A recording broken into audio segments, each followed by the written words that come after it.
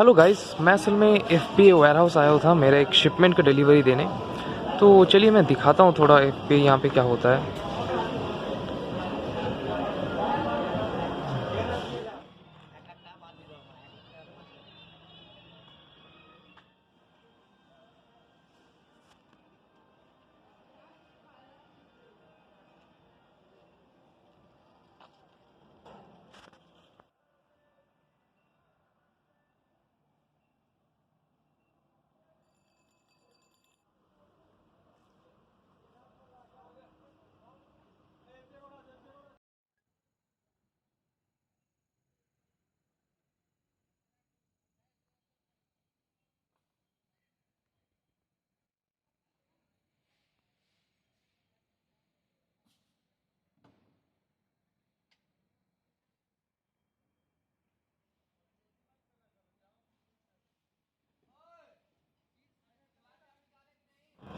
और मैं आप लोगों के लिए एक वीडियो प्रिपेयर किया हूँ कि कैसे आप अपना शिपमेंट को एफबीए वेयरहाउस में जब भेजना चाहेंगे तो कैसे भेज सकते हैं। तो चलिए मैं वो वीडियो आप लोगों के लिए प्रेजेंट करता हूँ।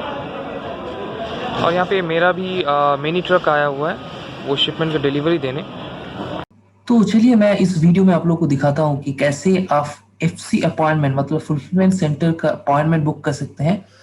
तो ये जनरली हम लोग कब करते हैं, जब हम लोग का बहुत ज़्यादा इन्वेंट्री रहता है, जो हम लोग अलग से एक आपका ट्रक बुक करके वहाँ पे दे के आते हैं। तो एफबीए में दे के आने के लिए आपको एफबीए का पहले से एक टाइम स्लॉट बुक करना पड़ता है, और कुछ कुछ डॉक्यूमेंट्स है और शिपमेंट कैसे क्रिएट करना है ताकि आप एफबीए वेयरहाउस में खुद लेके भेज सके। कोई पिकअप करने नहीं आएगा, आपको खुद ड्रॉप करना होगा।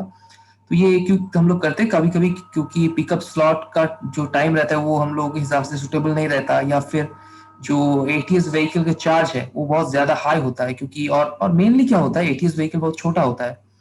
तो हम लोग का ज्यादा शिपमेंट जब रहता है अराउंड 200 या 300 यूनिट्स या 500 यूनिट्स, तो वो तब हम लोग का शिपमेंट नहीं ले जा पाता। तो इसीलिए हम लोग को मैनुअली देके आना पड़ता है। तो ये देखिए कैसे आप क्रिएट करेंगे। तो सबसे पहले आपको इन्वेंट्री में आना होगा और मैनेज एफबीए इन्वेंट्री। ऑब्वियसली आपका इन्वेंट्री एफबीए में होना चाहिए, तभी ये होगा। या फिर अगर आपका इन्वेंट्री नॉर्मल इन्वेंट्री है, मतलब एफबीए में अभी तक कन्वर्टेड नहीं है, तो आप डायरेक्ट सिंपली कन्वर्ट कर सकते हो वन क्लिक। तो ये यहाँ पे आना होगा। उसके बाद आपको यहाँ पे आके उसके बाद let me just try to click one of my product. तो ये प्रोडक्ट हम लोग सोचिए एफबीए में एफबीए का बुकिंग लेंगे, तो इसके लिए पहले आपको पहले शिपमेंट क्रिएट करना होगा।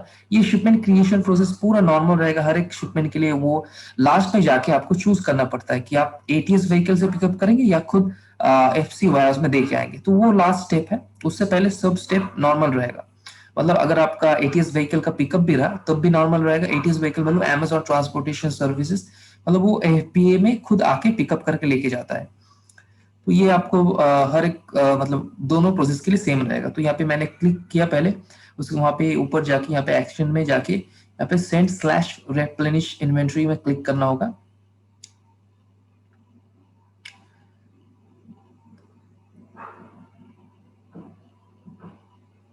उसके बाद देखिए ये वाला पेज ओपन होगा। तो यहाँ पे सिंपली आपको एक एफबीए वेयरहाउस का जो शॉर्ट नेम रहता है उसको सिलेक्ट करना होगा। जैसे मेरा बहुत सारा वेयर हाउसेस ऑलरेडी मेरा एफबीए में एनरोल्ड है, मैं कुछ इनमें से सिलेक्ट करता हूँ। सोचिए ये वाला मैंने सिलेक्ट किया।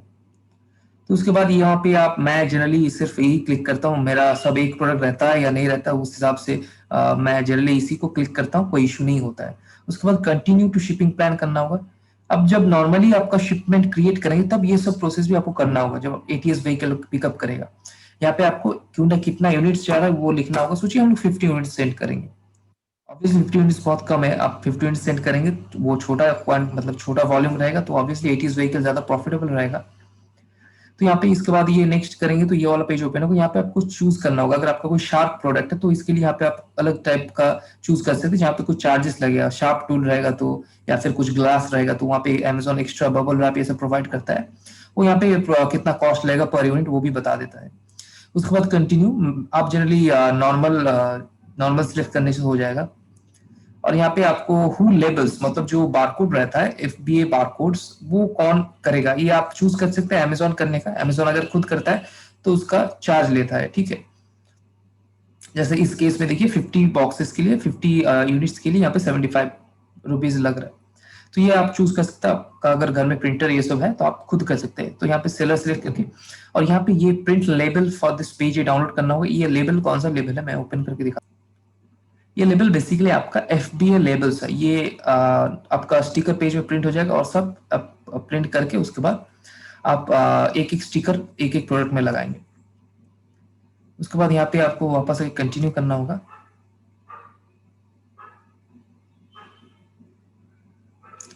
और यहाँ पे देखिए हम लोग का शिपमेंट ऑलमोस्ट कंप्लीट हो गया। यहाँ पे अप्रूव शिपमेंट करना होगा।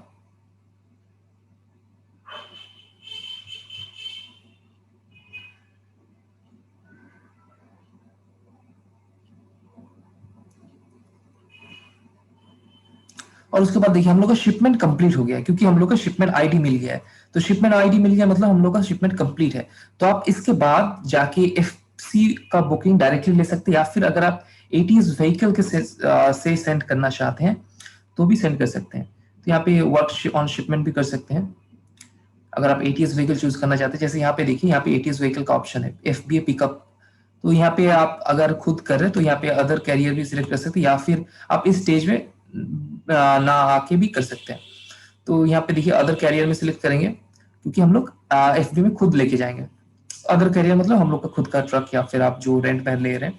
और यहाँ पे आपका कितना बॉक्स टोटल आउटर बॉक्स कितना हो रहा है कार्टन वो यहाँ पे लिखना होगा। आप जितना लिखेंगे उस हिसाब से यहाँ पे आपका लेबल डाउनलोड हो जाएगा। ये लेबल थोड़ा बड़ा लेबल रहता है। इसमें आप एकदम बाहर का बॉक्स में जिसमें सोचिए आपका 10-20 यूनिट्स एक साथ जा रहा है वो बाहर का बॉक्स में लगाना होता है। जैसे ये देखिए ये जैसे शो कर रहा है Amazon बॉक्स लेबल। उसके बाद आपको यहाँ से अगर आप बुक FC अपॉइंटमेंट करेंगे तो होगा नहीं क्योंकि ये शिपमेंट क्रिएट करने के बाद जैसे आप कंप्लीट शिपमेंट करेंगे उसका अराउंड 30-45 मिनट्स लेता है। ये आपका जो FC अपॉइंटमेंट है वहाँ पे शो करने के लिए उस पेज में ये शिपमेंट ID शो नहीं होगा unless it is more than 30 minutes. तो हम लोग इस केस में क्या करेंगे ये शिपमेंट ID आप नोट कर लीजिए। ये शिपमेंट ID है FBA 15 ये एंड होता है NLS। तो इसको हम लोग अप्रूव करते हैं।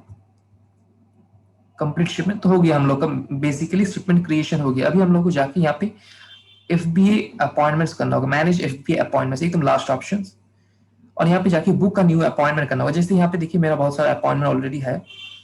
तो यहाँ पे जैसे आप नया अगर अपॉइंटमेंट क्रिएट करने जाएंगे ऐसे क्रिएट करना होगा।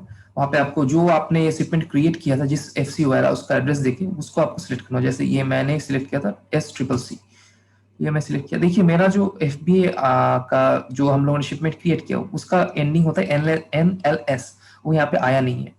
तो यहाँ पे देखिए note it may take up to 30 minutes for your newly created shipments to get reflected. तो 30 मिनट्स बाद हम लोग को आना होगा वो शिपमेंट देखने के लिए वो यहाँ पे आएगा। तो ये वाला हम लोग एग्जाम्पल लेते हैं। ये लेते हैं ये सोचिए हम लोग का बाद में शिपमेंट आ गया उसके बाद क्या प्रोसेस है। यहाँ पे इसको क्लिक करना होगा। क्लिक करके चेक अपॉइंटमेंट अवेलेबिलिटी चेक करना होगा। तो जैसे देखिए यहाँ पे कोई अपॉइंटमेंट अवेलेबल नहीं है ऑब्वियसली। तो मैं यहाँ पे क्या करता हूँ मैं और एक वेयर हाउस का सिलेक्ट करता हूँ। मेरा ऑब्वियसली बहुत सारा वेयर हाउस में शिपमेंट ऑलरेडी क्रिएटेड है तो इसमें स्लॉट्स है कि नहीं देखता हूँ। तो ये शिपमेंट करने के लिए आपको ये वेयर हाउस पहले सिलेक्ट की शिपमेंट रेडी करना होगा। यहाँ पे अवेलेबल स्लॉट्स है कि नहीं देखता हूँ। यहाँ पे देखिए स्लॉट्स अवेलेबल है। तो यहाँ पे एक मैं क्या करना होगा आपको यहाँ पे एक डेट सिलेक्ट करना होगा। सोचिए ये 10th को सिलेक्ट किया उसके बाद यहाँ पे जाके आपको टाइम सिलेक्ट करना होगा कब आप जाएंगे जाके कब कौन सा स्लॉट में देके आएंगे। जैसे यहाँ पे आपको टाइम लिखा है और यहाँ पे देखिए ये जनरली FBA वेयरहाउस में आपको 1 आवर आपको बफर टाइम मिलता है। तो कोई इशू नहीं है अगर आप थोड़ा 1 घंटा लेट हो गए तो कोई इशू नहीं होता। अगर 1 घंटा पहले भी जाते तो या ऐसा भी हो सकता है आपको 2-3 घंटा वहाँ पे रुकना पड़े। तो उसके बाद यहाँ पे सिंपली आपको कंफर्म अपॉइंटमेंट करना होगा और आपका अपॉइंटमेंट कंफर्म हो जाएगा। और कंफर्म होने के बाद ये कहाँ पे आएगा वो मैं दिखाता हूँ। या उसके ये सोचिए आप कंफर्म कर दिए उसके बाद आपको वापस यहाँ पे आना होगा क्योंकि आपको कुछ डॉक्यूमेंट्स प्रिंट कराना होता है। तो यहाँ पे आ जाएगा आपका जैसे कंफर्म हो गया यहाँ पे आ जाएगा। जैसे ये कंफर्म हो गया था उसके बाद यहाँ पे आ गया है। तो इसके बाद ये आपको जाके यहाँ पे एक्शंस में क्लिक करके प्रिंट कंफर्मेशन में क्लिक करना होगा। तो जैसे आप कंफर्म करेंगे ये देखिए ये आपका जो अपॉइंटमेंट का ID है अपॉइंटमेंट ये बेसिकली आपका अपॉइंटमेंट रिसीव्ड है ये आपको वहां पे शो करना होता है। यहाँ पे ऑलरेडी बोल दिया देखिए invoice copy of stock transfer note ये स्टॉक ट्रांसफर नोट बेसिकली एक एक्सेल शीट में लिखा हुआ रहता है कि आपका ये साइन कितना है, आपका कितना एएसक्यू का कितना एसकेयू है और कितना यूनिट्स आप भेज रहे हैं, यूनिट का प्राइस कितना है। ये सिंपल है। आप नॉर्मल सेलर सेंट्रल में जाके ये वाला क्रिएट कर सकते हैं।